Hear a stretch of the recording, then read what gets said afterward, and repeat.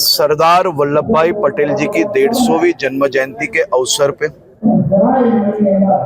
देश के लोकप्रिय प्रधानमंत्री आदरणीय श्री नरेंद्र भाई मोदी जी द्वारा ये 150वीं जन्म जयंती ऐतिहासिक रूप से मनाने का निर्णय लिया गया।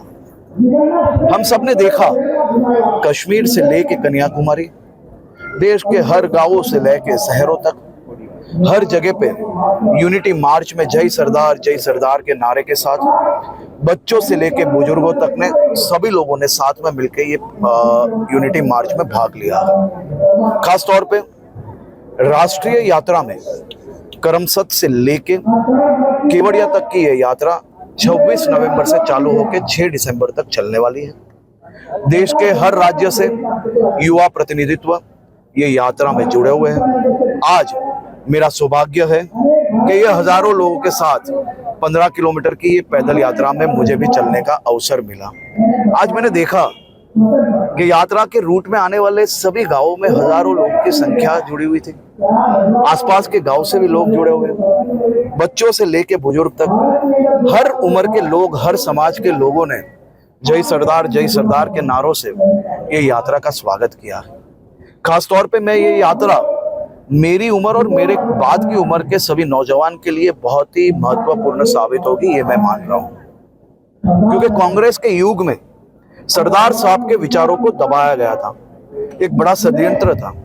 ये यात्रा के माध्यम से ये सभी नौजवानों को दूरंदेशी विचारों के, एकदम स्ट्रांग निर्णयों के और देश को एकत्र रखने के लिए कैसे विचारों के साथ किस प्रकार से सरदार साहब ने काम किया था, ये विचार देश के हर गांव तक पहुंच रहे हैं। और मैं ये मान रहा हूं कि मेरी और मेरी बाद की उम्र के नौजवानों को छोटी छोटी समस्याओं के सामने कैसे उसका निराकरण, उसका रास्ता कैसे आ सकता है, वो सरदार साहब के जीवन से प्रेरणा मिलेगी और किसी को भी कभी कोई हताश नहीं होगी और हिम्मत से किस प्रकार से जीवन में रास्ता निकालना है उसका भी प्रेरणा मिलेगा। ये यात्रा श्री त्रिकम जी छांगा, श्री स्वरूप जी ठाकुर, वडोदरा जिला पंचायत सरदार साहेबनी 150મી जन्म जयंती અને આ 150મી જન્મ જયંતિ નિમિત્તે કરવા માટેની આ ઐતિહાસિક યાત્રાઓનું આયોજન કરવામાં આવ્યું। બુલંદ અવાજ પહોંચાડનાર